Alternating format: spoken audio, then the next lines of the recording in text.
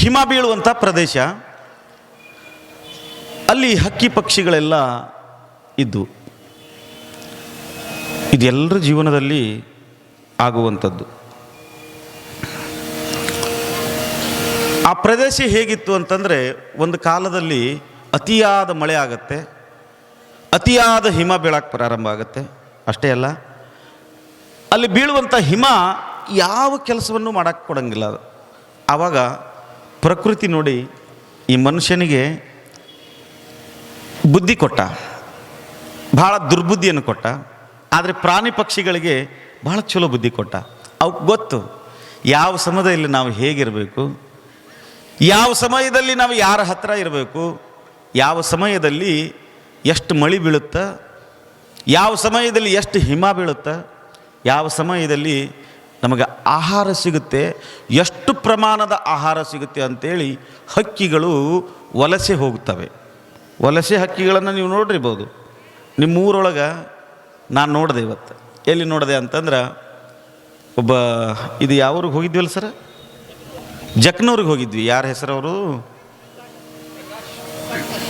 ಪ್ರಕಾಶ್ ಮುಕಾಶಿ ಅವ್ರ ಮನೆಗೆ ಪಾದಯಾತ್ರೆ ಮುಗಿಸಿದ ಮೇಲೆ ನಾನು ಹೋದಾಗ ಅಜ್ಜವ್ರಿಗೆ ನಾನು ಕೇಳ್ತಾ ಇದ್ದೆ, ಅಜ್ಜವ್ರ ಇದೆಲ್ಲ ಮುಳುಗಡೆ ಪ್ರದೇಶ ಏನ್ರಿ? ಹೌದ್ರಿ ಅಜ್ಜರ, ಇಲ್ಲಿ ಮಳೆ ಬಂತು ಅಂದ್ರೆ, ನೀರು ಬಂತು ಅಂದ್ರೆ ಮುಗಿದು ಹೋತ್ರಿ, ಇಲ್ಲಿ ಎಲ್ಲ ಮುಳುಗಡೆ ಆಗುತ್ತೆ ಅನ್ನೋದ್ರೊಳಗೆ ನಾನು ಅಜ್ಜಾರಿಗೆ ಹೇಳಕತ್ತಿದ್ದೆ. ಭಾಳ ಗಿಡಮೂಲಿಕೆಗಳು ಇಲ್ಲಿ ಕಾಣಕತ್ತಾವೆ ನೋಡ್ರಿ. ನಾನು ನೋಡಿದೆ, ಸುಮಾರು ಒಂದು 5 ರಿಂದ 6 ರೋಗಕ್ಕೆ ಬರುವಂಥ ಗಿಡಮೂಲಿಕೆಗಳು ಸಿಗ್ತಾವ್ರಿ ಅಜ್ಜಾರ ಇಲ್ಲಿ ಅಂತ ಅನ್ನೋದ್ರೊಳಗೆ 2 ಪಕ್ಷಿಗಳಲ್ಲಿ ಕುಂತಿದ್ದು. ಭಾಳ ದೊಡ್ಡ ಪಕ್ಷಿಗಳು, ಹೆಚ್ಚು ಕಡಿಮೆ ಇಷ್ಟು ಎತ್ತರ ಪಕ್ಷಿ ಇದ್ದವು. ಕೊಕ್ಕರಿ ಭಾಳ ಉದ್ದಿತ್ತು. ನೀವು ನೋಡಿರ್ಬೋದು, ನಿಮ್ಮ ಸುತ್ತಮುತ್ತಲು ಕಾಣ್ತಾವಲ್ಲ ಅವು ಏನಾದರೂ ಕಾಲಕ್ಕೆ ಇಲ್ಲೇ ಇರ್ತಾವಂತ ತಿಳ್ಕೊಂಡ್ರಿ ನೀವು? ಇರಂಗಿಲ್ಲ, ಜಾಗವನ್ನು ಬದಲು ಮಾಡ್ತಾವೆ. ಹಾಗೆಯೇ ಇಲ್ಲಿ ಏನಾಗಿತ್ತು ಅಂತಂದ್ರೆ, ಒಂದು ಪಕ್ಷಿಯ ಸಮೂಹ ಇತ್ತು. ಆ ಪಕ್ಷಿಯ ಸಮೂಹದ ವ್ಯವಸ್ಥೆ ಹೇಗಿತ್ತು ಅಂತಂದ್ರೆ, ಅಲ್ಲಿ ಹಿಮ ಬೀಳುವಂಥದ್ದು ಇನ್ನೇನು 10-15 ದಿವಸ ಇತ್ತು. ಆವಾಗೆಲ್ಲ ಮೀಟಿಂಗ್ ಮಾಡಿದವು. ನೋಡು, ಇಲ್ಲಿ ನಾವು ಇನ್ನು ಇರುವುದು ಸೂಕ್ತ ಅಲ್ಲ, ಇಲ್ಲಿಂದ ನಾವು ಸ್ಥಾನವನ್ನು ಪಲ್ಲಟನ ಮಾಡ್ಬೋದು, ಇಲ್ಲಿಂದ ಹೋಗಬೇಕಾಗತ್ತೆ, ನಾವು ಎಲ್ಲರೂ ತಮ್ಮ ತಮ್ಮ ತಯಾರಿ ಒಳಗೆ ಇರ್ರಿ ಅಂತ ಹೇಳಿ ಎಲ್ಲ ಹಿರಿ ವಯಸ್ಸಾದಂಥ ಹಕ್ಕಿಗಳು ಪಕ್ಷಿಗಳು ಹೇಳಿದಾಗ ಹ್ಞೂ ಅಂತೇಳಿ ಎಲ್ಲರೂ ತಯಾರಾಗಿದ್ದರು. ಒಂದು ಎಡಬಿಡಂಗಿ ಹಕ್ಕಿತ್ತಲ್ಲಿ. ಎಂತಾದ್ರಿ? ಎಡಬಿಡಂಗಿ ಹಕ್ಕಿ. ಅದಕ್ಕೆ ಭಾಳ ವಯಸ್ಸಿತ್ತು, ವಯಸ್ಸಿನ ಹಕ್ಕಿ, ಒಂದು ಸ್ವಲ್ಪ ಸಾಣದಿತ್ತು. ಅವಾಗ ಹೇಳ್ತದು, ನೀವು ಬೇಕಾದ್ರೆ ಎಲ್ಲರೂ ಹೋಗ್ರಿ, ನಾ ಏನು ಬರೋಂಗಿಲ್ಲ ಅಂತದು. ಎಲ್ಲರೂ ಹೋಗಕ್ಕೆ ರೆಡಿಯಾಗಿದ್ದರು. ಹೇಳಿದ್ರು, ಅಲ್ಲಿದ್ದಂಥ ಹಿರಿ ಹಕ್ಕಿಗಳೆಲ್ಲ ಹೇಳಿದು, ಇಲ್ಲ ಇರಬಾರ್ದು, ಇದು ಇರುವಂಥ ಸಮಯ ಅಲ್ಲ, ನಮ್ಮ ಜೀವನವನ್ನು ನಾವು ಇಲ್ಲಿ ಸಾಗಿಸೋಕೆ ಸಾಧ್ಯ ಇರಂಗಿಲ್ಲ, ಅದಕ್ಕೆ ಕೆಲವಾರು ದಿವಸ ಈ ಜಾಗವನ್ನು ಬಿಟ್ಟು ಬೇರೆ ಕಡೆ ಜಾಗಕ್ಕೆ ನಾವು ಹೋಗ್ಬೇಕಾಗತ್ತೆ. ಅದಕ್ಕೆ ನೀವೇನು ಮಾಡಪ್ಪ, ನೀನು ರೆಡಿಯಾಗು, ಹೋಗುನು, ನೀ ಸಣ್ಣವಧಿ ನಮ್ಮ ಮಾತು ಕೇಳ್ರಿ, ಚಲೋ ಅಲ್ಲ ಅಂಥೇಳಿ ಆ ಸಣ್ಣ ಹಕ್ಕಿಗೆ ಹೇಳಿದಾಗ, ಆ ಸಣ್ಣ ಹಕ್ಕಿ ಏನು ಮಾಡ್ತು ಅಂತಂದ್ರೆ, ಇಲ್ಲ ನೀವು ಹೋಗ್ರಿ, ನಾ ಇಲ್ಲೇ ಇರ್ತೇನೆ ಅಂತ ಹೇಳಿ ಆ ಪಕ್ಷಿ ಹೇಳ್ತದೆ. ಆವಾಗ ಅನಿವಾರ್ಯ, ಕುಟುಂಬವನ್ನು ಕಾಪಾಡ್ಕೊಳ್ಬೇಕಲ್ಲ. ಯಾವನೋ ಒಬ್ಬ ಅಡ್ಡ ಹಿಡಿತಾನ ಕುಟುಂಬದಾಗಂತಂದ್ರೆ, ಮನ್ಯಾಗ ಹಿರಿಯರು ಏನು ಮಾಡ್ತಾರ, ಅವ ತನ್ನ ಹಣೆ ಬರತ್ತಾ ಅನುಭವಿಸ್ತಾನೆ ಬಿಡಪ್ಪ ಅಂಥೇಳಿ ಅವ್ನು ಬಿಟ್ಟು ಹೋಗ್ಬಿಡ್ತಾರೆ, ಇಲ್ಲ ಬೇರೆ ಯಾರೋ ಹೊರಗೆ ಹಾಕ್ತಾರೆ, ಇಲ್ಲಕಂದ್ರೆ ಅವ್ನು ಬಿಟ್ಟು ಹೋಗ್ಬಿಡ್ತಾರೆ. ಹಂಗೆ ಈ ಹಕ್ಕಿಯನ್ನು ಬಿಟ್ಟು ಅವ್ರು ಏನು ಮಾಡಿದ್ರು ಅಂತಂದ್ರೆ, ಹಾರ್ಕೊಂಡು ಹೋದರು. ಈ ಹಕ್ಕಿ 1 ದಿವಸ ಆಯ್ತು, 2 ದಿವಸ ಆಯ್ತು, 3 ದಿವಸ ಆಯ್ತು, 4 ದಿವಸ ಆದಮೇಲೆ ತುಂಬ ಚಳಿ ಪ್ರಾರಂಭ ಆತಲ್ಲಿ, ಭಾಳ ಥಂಡಿ ಪ್ರಾರಂಭ ಆಯ್ತು. ಎಷ್ಟು ಥಂಡಿ ಪ್ರಾರಂಭ ಆಯ್ತು ಅಂತಂದ್ರೆ, ರೆಕ್ಕೆಯನ್ನು ಬಿಚ್ಚಿ ಹಾರಬೇಕು ಅಂತಂದ್ರೆ ಆ ಪುಕ್ಕದ ಮೇಲೆ ಬರ್ಫ ಬೀಳಕ್ಕೆ ಪ್ರಾರಂಭ ಆಯ್ತು, ಐಸ್ ಬೀಳಕ್ಕೆ ಪ್ರಾರಂಭ ಆಯ್ತು. ಆವಾಗ ಶತಾಯ ಗತಾಯ ಆ ಹಕ್ಕಿ ಏನು ಮಾಡ್ತು ಅಂದ್ರೆ, ಹಾರಕ್ಕೆ ಪ್ರಯತ್ನ ಮಾಡ್ತು. ಮ್ಯಾಲೆ ಹಿಂಗೆ ಹಾರ್ಕೊಂತ ಹೋಗೋದ್ರೊಳಗನ ಕ್ಷಣ ಮಾತ್ರದೊಳಗೆ ಅದ್ರ ಮೈ ಮೇಲೆ ಏನು ಮಾಡೋಕ್ಕಾಯ್ತು, ಬರ್ಫ ಬೀಳಕ್ಕೆ ಪ್ರಾರಂಭ ಆಯ್ತು. ಆವಾಗ ಹಕ್ಕಿ ನಿರ್ಣಯವನ್ನು ಮಾಡ್ತು, ಛೆ ನಾ ಎಂಥ ತಪ್ಪು ನಿರ್ಣಯವನ್ನು ಮಾಡಿದೆ, ನನ್ನ ತಪ್ಪು ನಿರ್ಣಯದಿಂದಾಗಿ ನನ್ನ ಪ್ರಾಣವನ್ನು ಕಳ್ಕೊಳ್ಳುವಂಥ ಸಂದರ್ಭ ಬಂದು ಒದಗ್ತಲ್ಲ, ನಾನು ಅವ್ರ ಮಾತು ಕೇಳಬೇಕಾಗಿತ್ತು, ಅವ್ರ ಜೊತೆನೇ ಹೋದ್ರಾಗಿದ್ರೆ ಭಾಳ ಚಲೋ ಇತ್ತು ಅಂತ ಅಂದು ಪಶ್ಚಾತ್ತಾಪವನ್ನು ಪಡುವಂಥ ಸಂದರ್ಭದೊಳಗೆ ಅದಕ್ಕೆ ಆಹಾರನೂ ಸಿಗ್ತಾ ಇಲ್ಲ, ಅದಕ್ಕೆ ಹಾರಕ್ಕೂ ಆಗ್ತಾ ಇಲ್ಲ, ಭಾಳ ಒದ್ದಾಡಕತ್ತಿತ್ತು. ಒದ್ದಾಡ್ಕೊಂತ ಹಾರಲೊಳಗನ ಅಲ್ಲಿ ಏನು ಕಾಣ್ತು ಅಂದ್ರೆ, ಒಂದು ಭೂಮಿ ಇರುವಂಥ ಪ್ರದೇಶ ಕಾಣ್ತು. ಅದಕ್ಕೆ ಭೂಮಿ ಇರುವಂಥ ಪ್ರದೇಶ ಇನ್ನೇನು ಕತ್ಲಾಗಿತ್ತು. ಒಂದು ಸಾರಿ ಪ್ರಯತ್ನವನ್ನು ಮಾಡಿ ಹಾರಿ ಅಲ್ಲಿ ಹೋಗಿ ಬಿತ್ತು. ಯಾವಾಗ ಬಿತ್ತಲ್ಲ, ಬಿದ್ದ ತಕ್ಷಣವೇ ಅದಕ್ಕೆ ಭೂಮಿ ಸಿಕ್ತು, ಬದುಕಿದ್ನ್ಯಾ ಅನ್ಕೊಂತದು. ನಾನು ಬದುಕಿದ್ನಪ್ಪ ಅಂತ ಹೇಳಿ ಕತ್ಲಾಗಿತ್ತು, ಸುಸ್ತಾಗಿತ್ತು, ಹಕ್ಕಿ ಹಾರಿತ್ತು, ಹಿಮ ಎಲ್ಲ ಬಿದ್ದಿತ್ತು, ಥಂಡಿ ಹತ್ತಿತ್ತು. ಸರಿ ಸುಮಾರು ಬೆಳಗಿನ ಜಾವ 3-4 ಗಂಟೆ ಸಮಯ. ಅದು ಇನ್ನೇನು ಚುಮು ಬೆಳಕು, ಅಷ್ಟು ಸ್ಪಷ್ಟತೆ ಕಾಣ್ತಿರಲಿಲ್ಲ. ಅದು ಎಲ್ಲಿ ಬಿದ್ದಿತ್ತು ಅಂತಂದ್ರೆ ಒಬ್ಬ ರೈತರ ಹಿತ್ತಲ್ದಾಗ ಬಿದ್ದಿತ್ತು. ಹೋಗಿ ರೈತರ ಹಿತ್ತಲ್ದಾಗ ಬಿದ್ದಿತ್ತು. ಆ ರೈತನ ಹೆಂಡತಿ ಏನು ಮಾಡಿದ್ಲು ಅಂತಂದ್ರೆ ಬೆಳಗಿನ ಜಾವ ಎದ್ದ ತಕ್ಷಣ ಸಗಣಿ ಬಳಿಯುವಂಥ ರೂಢಿ ಇತ್ತು. ಆ ಸಗಣಿಯನ್ನು ಬಳಿದು ಸಗಣಿನ ಪುಟ್ಟಿ ತೊಗೊಂಡು ಹೋಗಿ ಅವರು ನಿತ್ಯ ಕಾಯಕಲ್ಲ, ಅದನ್ನ ಎಲ್ಲಿ ಹೋಗಿತಾರೆ ಅವರು? ಹಿತ್ತಲ್ದಾಗ ಒಗಿಬೇಕಲ್ಲ. ಆವಾಗ ಆ ಸಗಣಿ ತೊಗೊಂಡು ಹೋಗಿ ಹಿತ್ತಲ್ದಾಗ ಡಬ್ಬು ಹಾಕಿದ್ಲು. ಹಾಕಲೊಳಗೆ ಆಕಿಗೆ ಏನೂ ಕಾಣಲಿಲ್ಲ. ಎದ್ರ ಮೇಲೆ ಹಾಕಿದ್ಲು? ಆ ಸಣ್ಣ ಪಕ್ಷಿ ಇತ್ತಲ್ಲ ಅದ್ರ ಮೇಲೆ ಹಾಕಿಬಿಟ್ಲು. ಆವಾಗ ಚೆ ಏನಪ್ಪ ಇದು ಅಂಥೇಳಿ ಅದು ಮೈ ಒದ್ದಾಡ್ಸ್ಕೋತ, ಇಷ್ಟು ಕಷ್ಟಪಟ್ಟು ಹಾರಿ ಬಂದೇನಿ, ಗೊತ್ತಾಗಬಾರ್ದ ಇವ್ರಿಗೆ, ನನ್ನ ಮೈ ಮೇಲೆ ತಂದು ಸಗಣಿ ಹಾಕಬೇಕಾಗಿತ್ತು ಅನ್ನೋದ್ರೊಳಗೆ ಬೆಚ್ಚಗಾಗಿತ್ತು. ಅದಕ್ಕೆ ಬೆಚ್ಚಗಾಗಿತ್ತು. ಹವೆ ಆಡ್ತಿರ್ಲಿಲ್ಲ, ಉಸಿರು ಗಟ್ಟಕತ್ತು. ಆವಾಗ ತನ್ನ ಚುಂಚು ತಗೊಂಡು ಮ್ಯಾಲೆ ಒಂದು ಸ್ವಲ್ಪ ಜಾಗ ಮಾಡ್ಕೊಂಡ ತಕ್ಷಣ ಹವಾ ಆಡಕ್ಕೆ ಪ್ರಾರಂಭ ಆಯಿತು. ಬದುಕೊಂಡೆ ಆ ಬಡ ಜೀವ ಅಂತದು. ಬದುಕೊಂಡೆ. ಆವಾಗ ಆ ಗಾಳಿ ಅದಕ್ಕೆ ಬಡಿಯಾಕತ್ತು, ಉಸಿರಾಟ ಭಾಳ ಚಲೋ ಆಗಕತ್ತಿತ್ತು. ಅದಕ್ಕೇನಾಗಿತ್ತು ರೀ? ಥಂಡಿ ಹತ್ತಿತ್ತು. ಯಾವಾಗ? ರೆಕ್ಕಿ ಬಡ್ದಾಗ ಥಂಡಿ ಹತ್ತಿತ್ತು, ರೆಕ್ಕ್ಯಾಗ ಐಸಿತ್ತು, ಬಿಸಿಗೆ ಬೆಚ್ಚಗನಿಸ್ತು, ಆನಂದ ಅನ್ಸಕತ್ತು. ಅದಕ್ಕೆ ಏನ್ರಿ? ಆನಂದ ಅನ್ಸಕತ್ತು. ಆನಂದದೊಳಗೆ ಮೈ ಮರೆತು ಗುಣಗುಡಕತ್ತು. ನಮ್ಮ ಸಂಗೀತಗಾರ ಗುಣಗುಡ್ತಾರೆ, ಚಲೋ ಅನ್ನಿಸ್ತಂದ್ರೆ ಅವ್ರಿಗೆ ಅಂತೇಳಿ ಹಿಂಗೆ ಗುಣಗುಡ್ತೀನಿ. ಅನ್ನಂಗಿಲ್ಲ, ಅವ್ರ ಧ್ವನಿ ಬೇರೆ ಇರ್ತೈತಿ, ನಂದು ಅಂತ ಬಂತು. ಹಂಗೆ ಅದು ಗುಣಗುಡಕತ್ತು. ಒಂದು ಸ್ವಲ್ಪ ಸಂತೋಷ ಪಡಕತ್ತು. ಸಂತೋಷ ಪಡೋದೊಳಗನ ಬೆಳಕು ಆಗಿತ್ತು.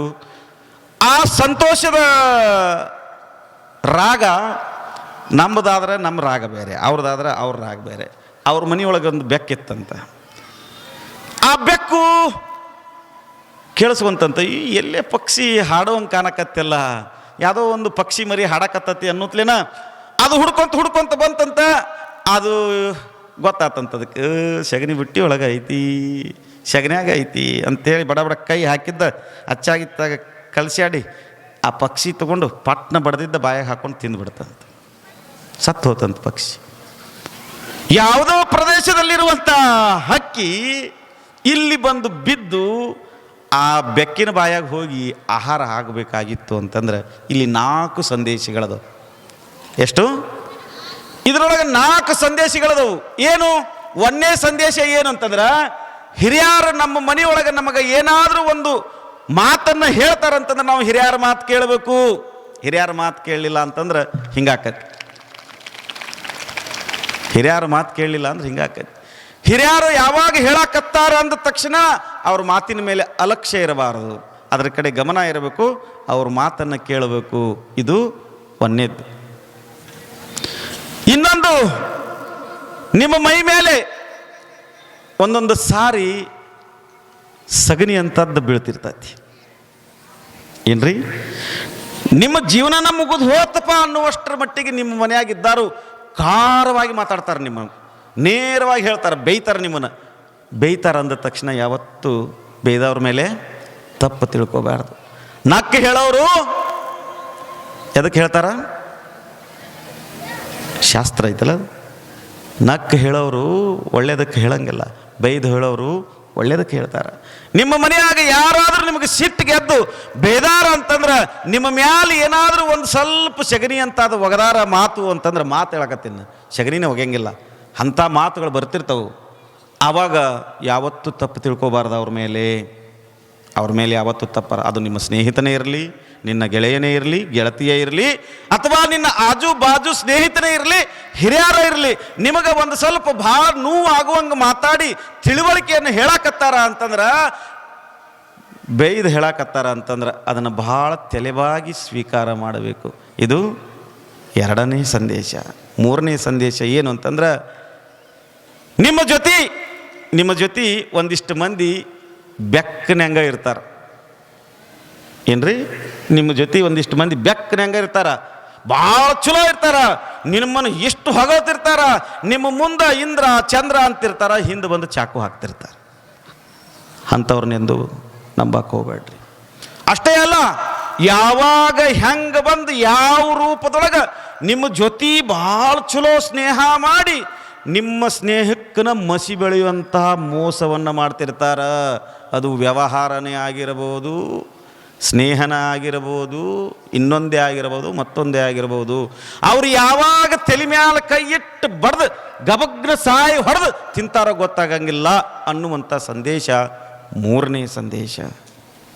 ಇನ್ನೊಂದು ಯಾವುದು ಅಂತಂದ್ರೆ ನಾಲ್ಕನೇ ಸಂದೇಶ, ಬಹಳ ಚಲೋ ಸಂದೇಶ. ನೀವು ಸಗನ್ಯಾಗ ಇದ್ರಿ ಅಂತ ತಿಳ್ಕೋರಿ, ಅಂದ್ರೆ ನಿಮ್ಮದೇ ಕಂಫರ್ಟೇಬಲ್ ಜೂನ್ ಇರ್ತೈತಿ, ಒಂದು ನಿಮ್ಮದೇ ಆದಂಥ ಒಂದು ರಕ್ಷಣೆಯ ವ್ಯವಸ್ಥೆ ಇರ್ತೈತಿ. ಅದರೊಳಗೆ ನಿಮಗೆ ರಕ್ಷಣೆ ಸಿಗುತ್ತಿತ್ತು ಅಂದರೆ, ಅಥವಾ ಅದರೊಳಗೆ ನೀವು ಖುಷಿಯಿಂದ ಇದ್ರಿ ಅಂತಂದರೆ ಯಾವತ್ತೂ ಗುನುಗುಡಕ್ಕೆ ಹೋಗಬೇಡ್ರಿ. ಆ ಹಕ್ಕಿ ಬೆಚ್ಚಗ ಆಗೇತಂತ ಹೇಳಿ ಅಲ್ಲಿ ಗುನುಗುಡಿದ್ದಕ್ಕನ ಬೆಕ್ಕ ಬಂದು ಬಡದ ಬಾಯಾಗ ಹಾಕ್ಕೊಂಡಿದ್ದು. ಹಂಗೆ ಸಣ್ಣ ಸಣ್ಣ ಸಣ್ಣ ಗೆಲುವು ನಿಮಗೆ ಸಿಗುತ್ತಿರ್ತದೆ. ನಿಮಗೆ ಏನೋ ಒಂದು ಯಾವುದೋ ಒಂದು ನಿಮ್ಮ ಅಂತರಂಗದ ಮನಸ್ಸಿನೊಳಗೆ ಇಟ್ಟುಕೋರಿ, ಅದು ಏನೋ ಒಂದು ಸುಖ ಕೊಡ್ತಿರ್ತದೆ ನಿಮಗೆ, ನಿಮ್ಮ ನೆಮ್ಮದಿ ಕೊಡ್ತಿರ್ತದೆ ನಿಮಗಾಗಿ ಯಾವುದೋ ಒಬ್ಬ ವ್ಯಕ್ತಿ ತನ್ನ ಜೀವನವನ್ನು ವೈಯಕ್ತಿಕವಾಗಿ ಮೀಸಲಾಗಿಟ್ಟಿರ್ತಾನೆ. ಆ ಒಂದು ಮೀಸಲು ಸ್ನೇಹವನ್ನು ಯಾವತ್ತೂ ಬಹಿರಂಗ ಮಾಡಬೇಡ್ರಿ. ಅದರೊಳಗನ್ನ ಖುಷಿಯಿಂದಿರ್ರಿ. ಅದು ಅಪ್ಪ ಅಮ್ಮನ ಪ್ರೀತಿ ಆಗಿರಬಹುದು, ನಿನ್ನ ಸಾಧನೆಯ ಪ್ರೀತಿ ಆಗಿರಬಹುದು, ಅಥವಾ ನಿನ್ನ ಸಾಧನೆಯ ವ್ಯವಸ್ಥೆ ಆಗಿರಬಹುದು. ಅದು ಯಾವುದೋ ನಿಮ್ಮ ಭಾವಕ್ಕೆ ಅರ್ಥ ಮಾಡ್ಕೊಡ್ರಿ. ಅದರೊಳಗೆ ನೀವು ಸುಖವಾಗಿದ್ರಿ ಅಂದ್ರೆ ಹೇಳೋದಿಲ್ಲ, ಹಿರಿಯರು ಹೇಳ್ತಿರ್ತಾರೆ ನೋಡು, ಲೇ ಮಗನ ನೀ ಏನು ಮಾಡಾಕತ್ತಿ ಅನ್ನೋದು ಈಗ ಗೊತ್ತಾಗಬಾರದ್ಲೇ, ಒಂದು ಸ್ವಲ್ಪ ತಡ್ಕೋ, ಒಂದು ಸ್ವಲ್ಪ ನೀ ತಡ್ಕೊಂಡಿ ಅಂತಂದ್ರೆ ಮುಂದೆ ನಿನಗೆ ಭಾಳ ಸುಖ ಸಿಗ್ತತಿ. ಈಗ ಸಮಾಧಾನದಿಂದಿರು, ಸಮಾಧಾನದಿಂದ ಹೋಗಲೇ, ಸಮಾಧಾನದಿಂದ ಹೋಗು ಅನ್ನೋದಿಲ್ಲ ಅಂತಾರಿಲ್ಲ. ಹಂಗೆ ಸಗಣಿ ಒಳಗೆ ಗುಬ್ಬಿ ಬಿದ್ದಿತ್ತು, ಚುಂಚು ತಗೊಂಡು ಮ್ಯಾಲೆ ಹಿಂಗೆ ಅಳ್ಳಾಡ್ಸಿತ್ತು, ಆನಂದವಾಗಿ ಬೆಚ್ಚಗಿತ್ತು. ಬೆಚ್ಚಗಿದ್ದಾಗ ಅದು ಹಾಡಲಿಲ್ಲ ಅಂದಿದ್ರೆ ಬೆಕ್ಕ ಕೇಳಿಸ್ಕೊಂತಿರಲಿಲ್ಲ, ಬೆಕ್ಕ ಬಂದು ತಿಂತಿರಲಿಲ್ಲ. ಹಂಗೂ ನಿಮ್ಮ ಜೀವನದಾಗ ಆಕ್ಕಿರ್ತಾವೆ. ಇಲ್ಲೇನು 8ನೇತ್ತ 9ನೇತ್ತ 10ನೇತ್ತ ವಯಸ್ಸಾದವರು, ದೊಡ್ಡವರು, ಸಣ್ಣವರು, ಚಿಕ್ಕವರು ಎದುರಿಲ್ಲ. ಇದು ಸಾಯೂ ತಕನೂ ಹಿಂಗೆ ಇರ್ತತಿ. ಏನ್ರಿ, ಸಾಯುತನೂ ಹಿಂಗೆ ಇರ್ತತಿ. ವ್ಯವಹಾರದಿಂದ ಹಿಡಿದುಕೊಂಡು ನಮ್ಮ ವ್ಯವಸ್ಥೆಯ ಅಂತಿಮ ತನಕನೂ ಹಿಂಗೆ ಇರ್ತತಿ. 4ನೇ ಸಂದೇಶ ಏನು ಅಂತಂದ್ರೆ, ನಿಮಗೆ ಏನು ಜೂನ್ ಇರ್ತೈತಲ್ಲ, ಕಂಫರ್ಟೇ ಅಂದರೆ ಕನ್ನಡದಾಗ ಏನು ಹೇಳ್ಬೇಕು ಅಂದ್ರೆ ನಿಮ್ಮದೇ ಆದಂಥ ಒಂದು ಸಮಾಧಾನವಾಗಿರುವಂಥ ಒಂದು ವ್ಯವಸ್ಥೆ ಇರ್ತೈತಿ. ಆ ವ್ಯವಸ್ಥೆ ಒಳಗೆ ನೀವು ಅದನ್ನು ಬಿಟ್ಟು ಯಾರಿಗೂ ಕೊಡಕ್ಕೆ ಹೋಗಬೇಡ್ರಿ. ಅದನ್ನು ಕಾಪಾಡ್ಕೋರಿ, ಅದನ್ನು ಬಹಿರಂಗಪಡಿಸ್ಬೇಡ್ರಿ. ಗುಪ್ತೋ ಮುಕ್ತಃ ಪ್ರಕಟೋ ಭ್ರಷ್ಟಃ. ಗುಪ್ತವಾಗಿ ಇಟ್ಕೊಂಡ್ರೆ ಮುಕ್ತವಾಗಿರ್ತೀರಿ, ಪ್ರಕಟ ಮಾಡಿದರೆ ಭ್ರಷ್ಟರಾಗ್ತೀರಿ. ಇದು ಜೀವನದ ಸಂದೇಶ ಅಂತ ಹೇಳಿ ನಿಮಗೆ ಈ 4 ವಿಷಯಗಳನ್ನು ಇಲ್ಲಿ ತಿಳಿಸ್ಬೇಕು ಅಂಥೇಳಿ ನನಗೆ ಅನ್ನಿಸ್ತು. ಪುಣ್ಯಾತ್ಮರ ಗೊತ್ತಾತಲ್ಲ, ಅದು ಹಕ್ಕಿಯೇ ಆಗಿರಲಿ, ಹಕ್ಕಿ ಅಂತ ಮನುಷ್ಯನೇ ಆಗಿರಲಿ, ಹಕ್ಕಿ ಅಂತ ಮನಸ್ಸೇ ಆಗಿರಲಿ, ಇವು 4 ಸಂದೇಶಗಳನ್ನು ನಮಗೆ ಕೊಡ್ತಾವಲ್ಲ. ಆ ಸಂದೇಶಗಳನ್ನು ನನ್ನ ಜೀವನದೊಳಗೆ ತೊಗೊಂಡು ಹೋಗಿದ್ದೇ ಕರೆ ಆಯಿತು ಅಂದ್ರೆ ನಮ್ಮ ಬದುಕು ಕೂಡ ಹಸನಾಗತ್ತೆ ಅಂತೆ. ಸಾಧನೆ ಹೇಗಿರಬೇಕು ಅಂತಂದರೆ, ನಾ ಆಗಲೇ ಹೇಳಿದೆ, ಅರ್ಥವಿರದ 100 ವ್ಯರ್ಥ ಮಾತಿಗಿಂತ 100 ಅರ್ಥ ಕೊಡುವ ಮೌನ ಲೇಸು. ಬರ್ಕೋರಿ, ಇದನ್ನ ಮೊಬೈಲ್ ತಂದಿದ್ದು ರೆಕಾರ್ಡರ ಮಾಡ್ಕೋರಿ ಹೋಗ್ಲಿ. ಏನು ಹೇಳ್ರಿ ಒಂದು ಸರಿ ಹೊಳ್ಳಿ. ಅರ್ಥವಿರದ 100 ವ್ಯರ್ಥ ಮಾತಿಗಿಂತ 100 ಅರ್ಥ ಕೊಡುವ ಮೌನ ಲೇಸು. ಸಗನ್ಯಾಗ ಬಿದ್ದಾಗ ಸುಮ್ಮನೆ ಗುಯ್ಗಿಡೋದಕ್ಕಿಂತ ಗಪ್ಪನ ಇದ್ದಿತ್ತು ಅಂದ್ರೆ ಬದುಕಿತ್ತು ಜೀವ. ಇದನ್ನು ನಾವು ತಿಳ್ಕೊಬೇಕಾಗೈತಿ. ನಿಮಗೆ ಹೇಳೋದಿಷ್ಟೇ, ಯಾರ್ಯಾರು ನೀವು ಸಾಧನೆಯನ್ನು ಮಾಡ್ಬೇಕಂತೀರಲ್ಲ, ಹಿಂಗೂ ನಿಮ್ಮ ಊರಾಗ ಸಾಧನೆ ಮಾಡಿದವ್ರು ಅದಾರ. ನಿಮ್ಮ ಊರಾಗ ಸಾಧನೆ ಮಾಡಿದವ್ರು ಅದಾರ. ಎಂತೆಂಥ ಸಾಧನೆ ಮಾಡಿದವ್ರು ಅದಾರ ಅಂತಂದ್ರೆ, ಇವತ್ತು ನಾನು ಆ ಊರಿಗೆ ಹೋಗಿದ್ನಲ್ಲ, VP ಪಾಟೀಲ್ ಸರ್ ಅಂತೇಳಿ, ಆ ಮನುಷ್ಯನನ್ನು ನೋಡಿದ್ರೆ ಪಬ್ಲಿಕ್ ಹೀರೋ ಅನ್ನುವಂಥ ಅವಾರ್ಡ್ ಕೊಟ್ಟಾರ. ಉತ್ತಮ ಶಿಕ್ಷಕ.